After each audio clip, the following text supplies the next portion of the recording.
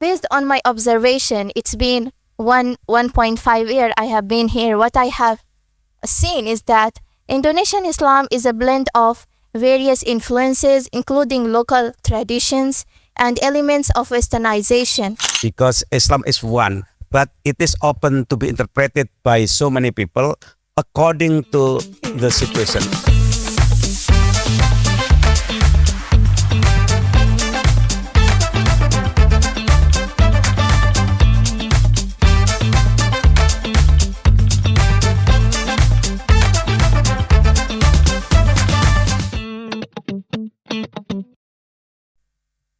Pak Ridwan after the student, ya? Saima first.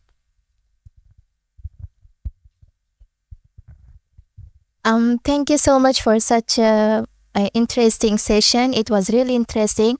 However, I have the first question is actually to Professor Kamruddin Hidayat. Well, whatever you talked, I was listening to you. So what I understand from whatever you have said is that we should not, or can we comprehend the essence of humanity exclusively through the prism of Islam, or does it extend beyond the boundaries of this religion?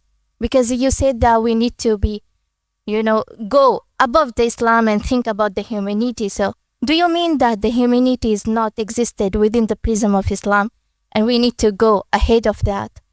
Another question is Indonesian Islam considered more favorable due to its perceived Western influences and the prevalence of westernized practices?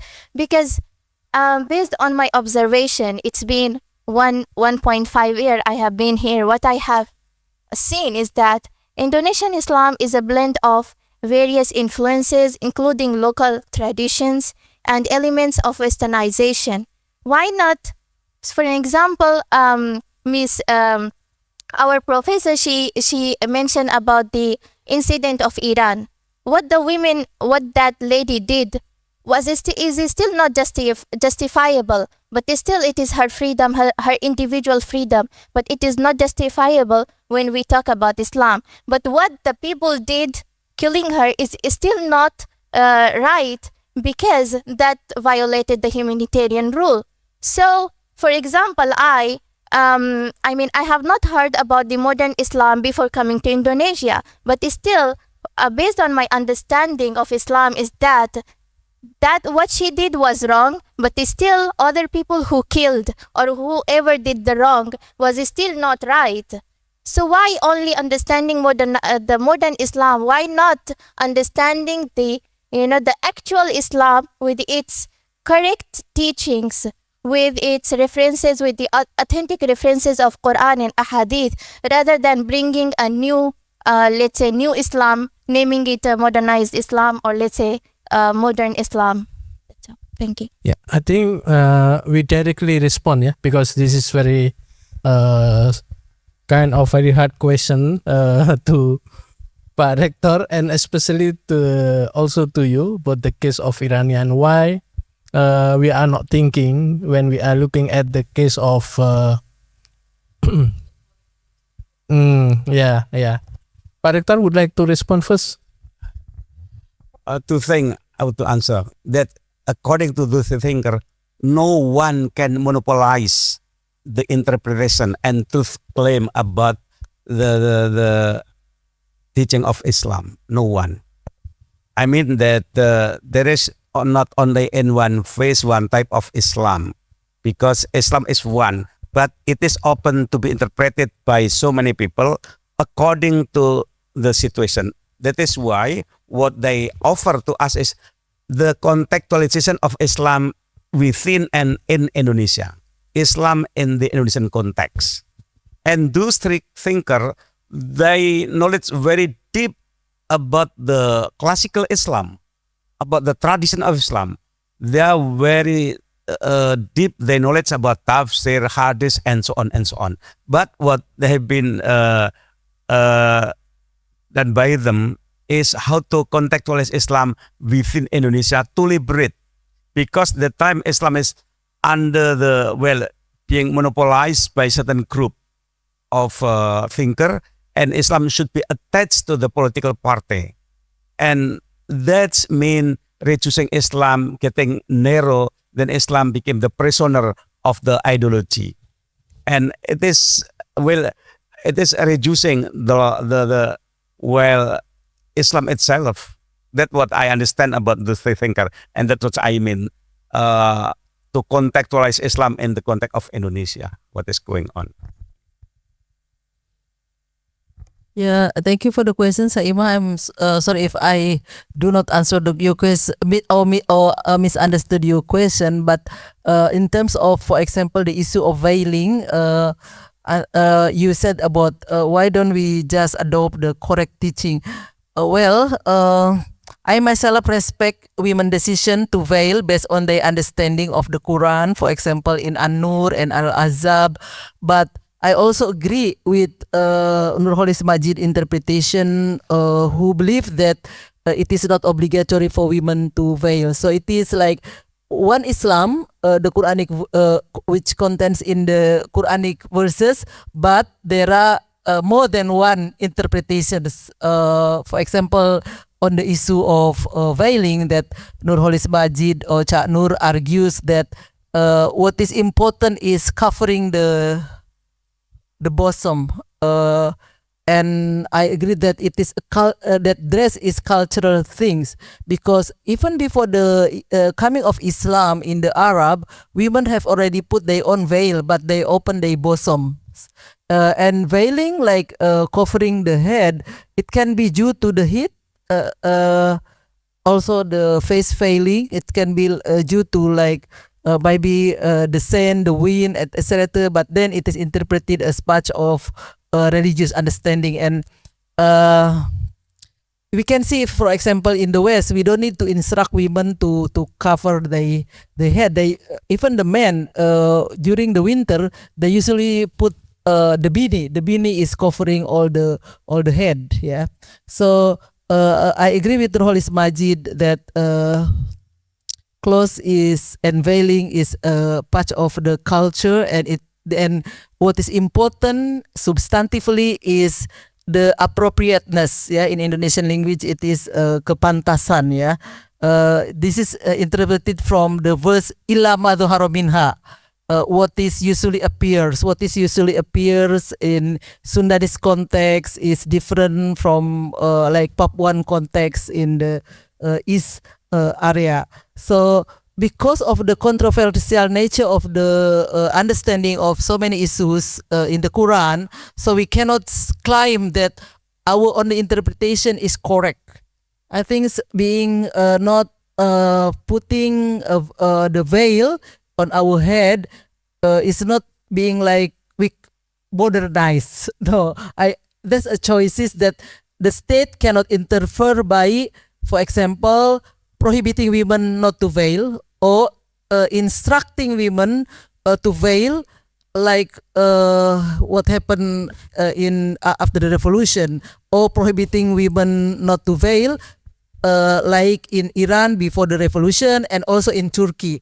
I know the suffering of Muslim women in Turkey who believe that it is obligatory for them to veil, but then it is being prohibited. My friend was studying in Turkey. She is a woman, and it is hard for them, for example, to have choice. I mean, to choose between whether to access education without veiling, or not, or to put veiling without access to education, because in Turkey there was time that it is prohibited for women with veil to enter the university. So I think let individual women decide whether to veil or not to veil without the state intervention. That's what I agree. Thank you.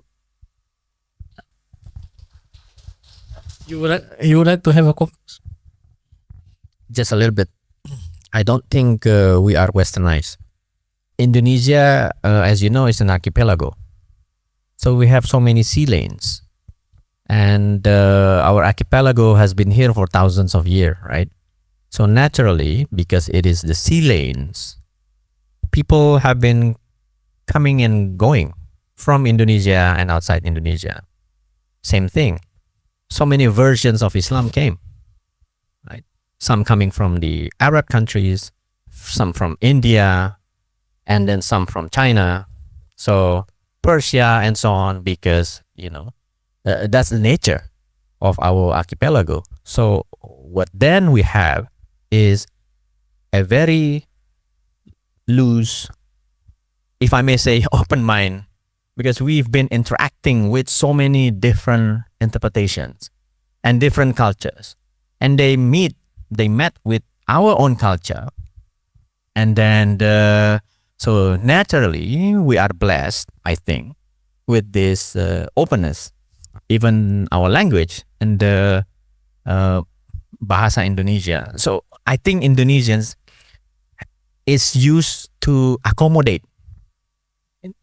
These three thinkers, they accommodate, they protect the minority, and I think this is the DNA as well for Indonesia. One prime example is the choice of the national language, bahasa Indonesia. The majority of Indonesians are Javanese, but our national language is not Javanese. Our national language is bahasa Indonesia, rooted for this is a language of minorities. Malay, a certain type of Malay language. It's been adopted by Indonesia, right? So since the very beginning, before even we become independent, the lingua franca, or the language of the traders, are this Malay language. So we are not, the Javanese are not imposing their language, right? They have 100 million population more in Indonesia, but we are not. And the same thing, I think the same is true for religion as well. That because that kind of a long historical tradition of Indonesia being an archipelago where people come and go, they are transiting, they are on their way to the Pacific, or they are on their way to to Japan, to the mainland Asia, and so on. So they stay here, have intercultural encounters and so on. So what we have right now is a blend of these various historical traditions, not only different religious tradition, but so many aspects form Indonesia's national identity and DNA, I think. Just an additional point, yeah, to respond to Saima, that's indeed to certain level, I say, frankly speaking, is that to certain level, the idea of especially Cak Nur and Syafi'i Ma'arif is influenced by Western perspective. It's clear, yeah, especially because to certain level they not only studied in the Western University in the USA, Chicago, but also under the supervision of the late Fazlur Rahman. Because Fazlur Rahman, popularly known as the proponent of a neo-modernist Islam. This is clear, and then we could not reject this one. However, it is very important that when they return from the study to Indonesia, they also promote a classical and then say traditional perspective of Islam. In this regard, is that very important that they very much concerned with situation in Indonesia that not only a plural society but also variety of ethnic culture, etc. And then this is very important to consider that Indonesian Islam should be more inclusive and tolerant, and then committed to pluralism, which is basically rooted from the Western perspective. That the first. However, in this regard, it is crucial and then important that to mention about the approach proposed by the late Gus Dur, Abdurrahman Wahid, that he was promoting the idea of indigenisation of Islam in Indonesia. So it's mean that it is Gus Dur who strongly opposed the implementation of the Arabization of Islam in Indonesia. Gus Dur is committed to Indonesization. It's mean that he also promote the traditional value, respect to local wisdom, etc. And that's why Indonesian Islam is totally different to certain level in terms of culture and in terms of to certain level civilization, etc. which is basically rooted from the local wisdom, local inclusive Islam, which is spreading in our Indonesian archipelagos. And in this regard, we brought that thanks to Gus Dur, that because of indigenisation Islam Indonesia maintain very well, and then maintain inclusivism, and then respect to religious others, and then still maintain traditional value, which is totally different with the Middle East, in which especially because the influence of Wahhabism in especially Arabian Peninsula in Indonesia to certain level, I would suggest that the role and function of local wisdom is still alive and then living in Indonesian realities.